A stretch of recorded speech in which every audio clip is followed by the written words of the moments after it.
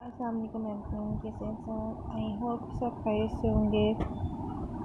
आपके सामने ये सीवी का पैटर्न नज़र आ रहा है कि ये किस तरह से सीवी मैं आपको बनाना सिखाऊंगी। बहुत इजी तरीका है, ज़्यादा मुश्किल बिल्कुल भी नहीं है। आप इजली आपको समझ आ जाएगा। फर्स्ट ऑफ ऑल हमें स्टार्ट करने किस तरह से पहले हम स्टार्ट करेंगे। ये जो पैटर्न है हमें क्या करना है कि सेंटर से स्टार्ट करना है, ठीक है।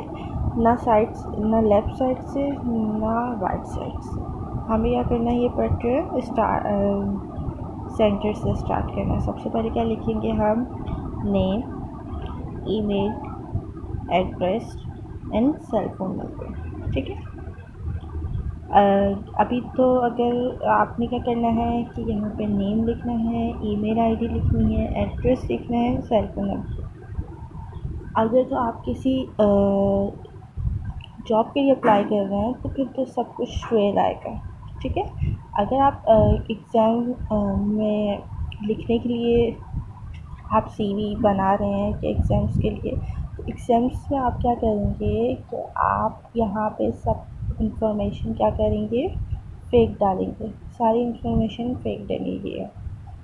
रियल उस सूरत में डलती हैं जब आप किसी जॉब के लिए अप्लाई कर रहे हैं, वरना सारी इंफॉर्मेशन फेक डलेगी। अब जैसे कि यहाँ पे सबसे फर्स्ट हेडिंग है प्रोफेशन समरी।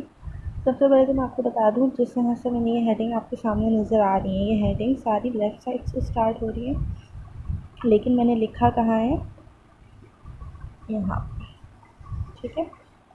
अब जैसे कि यहाँ से मैंने स्टार्ट किया तो ये लाइन बिल्कुल सीधी है। अब आप क्या करेंगे कि आप यहाँ से ये स्टार्ट नहीं करेंगे, बल्कि आप यहाँ से स्टार्ट करेंगे जहाँ पे ये एंड थर्ड पर्सन लिखा हुआ है ना, आप वहाँ से, बल्कि यहाँ से स्टार्ट करें, ठीक है। अब इसी तरह आप यहाँ पे स्टार्ट करेंगे, इसी तरह आप ये यहाँ पे स्टार्ट। क्या करना है कि पूरा फॉर्मेट जो है वो आपका एक ही साइड का होगा, ये नहीं कि अलग अलग होगा, एक ही साइड का होगा। जिस तरह से आपने ये लिखा है कि फर्स्ट ऑफ ऑल लिखनी है कि प्रोफेशनल समरी लिखनी है, आपने अपनी समरी बतानी है। क्या लिखना है कि I am 22 years old, I am a graduate of an XYZ college, यानी कि यह कॉलेज का नेम आएगा। And I strive to gain professional experience, I learn quickly, I am a hard working and third person, ठीक है। कि आपने अपनी प्रोफेशनल समरी दी। अब इसमें एजुकेशन, आपने क्या क्या एजुकेशन की है, मतलब कि कर चुके हैं आप, क्या क्या इंटर मैट्रिक कर लिया, इंटर कर लिया, ग्रेजुएट कर लिया या मास्टर कर लिया, जो भी इंफॉर्मेशन। लेकिन अगर आप एग्ज़ाम के लिए लिख रहे हैं सीवी, तो आप क्या करेंगे कि आप देखेंगे किस टॉपिक पे दिया गया है। यानी कि अगर आप टीचिंग पे है या किसी बैंक के मैनेजर की जॉब के लिए आपको बोला गया एग्ज़ाम्स में कि सीवी बनाएं, तो आप फिर उस हिसाब से बनाएंगे कि सीवी किस तरह से बननी चाहिए, ठीक है। तो मैं आपको बता देती हूँ कि एजुकेशन में क्या क्या किस तरह से लिखना है जी। तो एजुकेशन का पोर्शन मैंने आपको बताया था किस तरह से आप सॉल्व करेंगे। ये लिखेंगे कि अगर मैंने आपको ये भी कहा है कि अगर आप एग्ज़ाम्स के लिए लिखती हैं तो फिर आपको उसी हवाले से आपको एजुकेशन की डिटेल्स लिखनी है। अगर आप ये जो मेरे पास डिटेल लिखी हुई है, ये टीचिंग के हवाले से, कि आप किसी स्कूल में टीचिंग के लिए जाती हैं तो अपनी सीवी, आपकी सीवी में ऐसा क्या ख़ास होगा कि आपको वो जॉब लास्ट ही मिलनी चाहिए, ठीक है। तो ये टीचिंग के हवाले से लिखा हुआ है कि master degree post graduation first division university of Karachi. अब सेकंड क्या कि आपने क्या करना है कि आप मैट्रिक से नहीं स्टार्ट करेंगे। आपने जब स्टार्ट करना है तो आपने एंड जो एजुकेशन क्या की थी, आखिरी एजुकेशन या मास्टर किया था या बैचलर किया था, तो आप वहाँ से स्टार्ट करेंगे। फिर जैसे कि मास्टर का आया तो आपने लिख किया बैचलर डिग्री, फिर HSC यानी कि इंटर, फिर आएगा SSC यानी कि मैट्रिक, आप देख सकती हैं कि मैंने किस तरह से लिखा हुआ है। अब वैसे ही एक्सपीरियंस आपको क्या क्या एक्सपीरियंस आप लिख सकती हैं। जैसे कि लिखा हुआ है कि 1 year vice principal at well school Karachi. अब क्या है, 2 years as language teacher in bright day college Karachi, 1 year as language instructor.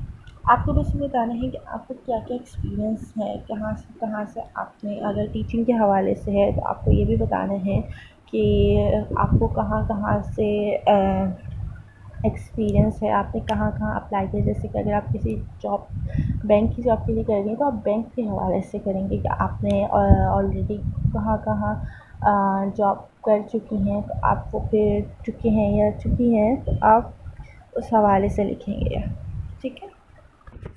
अब वर्क एक्सपीरियंस में आपको बता चुकी हूँ। अब लिखा हुआ आता है सेकंड हैंडिंग इंटरेस्ट या एक्टिविटीज़। आपको ये बताना है कि आपको किस चीज़ का ज़्यादा शौक है। आपको ये नहीं लिखना कि मुझे रीडिंग करना अच्छी लगती है या मुझे टेनिस खेलना अच्छा लगता है, क्रिकेट खेलना था। आप वर्डिंग सेंटेंस की तरह लिखेंगे। जस्ट आपने लिखना है कि जिस तरह रीडिंग, टेनिस, बाकी ऐसे आपको इस तरह से लिखना है। जस्ट आपने नाम लिख, ये नहीं कि मैं आपको बता रही हूँ कि सेंटेंस ही बनाना। जस्ट आपने क्या करना है, नेम लिखना है। लास्ट हेडिंग होती है रेफरेंस, यानी कि आप किसके थ्रू उस जॉब के लिए जा रहे हैं, कि आप किसके लिए जा रहे हैं, मतलब कि किसके थ्रू जा रहे हैं। अगर आपको कोई भेज रहा है तो उसका नाम आएगा, फिर लिखना है कि वो आगे से किस पोस्ट पे काम कर रहा है, तो वो सब लिखना है रेफरेंस पे ये। ठीक है। अगर फॉर एग्ज़ाम्पल अगर आप लिखते हैं कि किसी का भी नेम लिखते हैं कि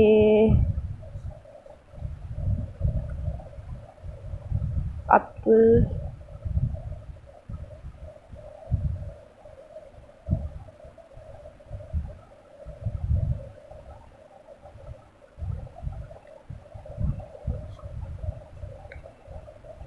रहीम,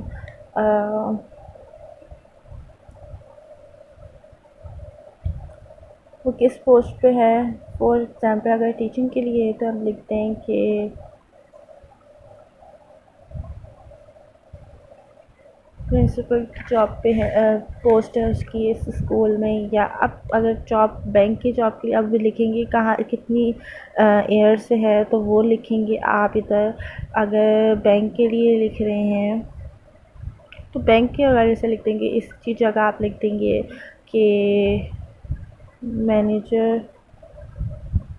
अब वैसे ही मैं कह रही हूँ कि अगर आप जिस पोस्ट पे आप सीवी बना रहे हैं, सीवी आपको जिस तरह से एग्जाम्पल लिखने के लिए दिए, तो आप इस हवाले से लिखिए। ठीक है। उसमें आप लिखेंगे भी वो कितनी ईयर से है, तब कि जॉब कर रहा है उतने ईयर से। मैंने अभी लिखा नहीं है, मैं जस्ट आपको बता रही हूँ कि वो आपको वो सब यहाँ पे लिखना है। ठीक है। आई होप कि आपको सीवी समझ आ गई होगी। बहुत इजी तरीके से मैंने आपको सीवी बताई है, ज़्यादा मुश्किल है नहीं।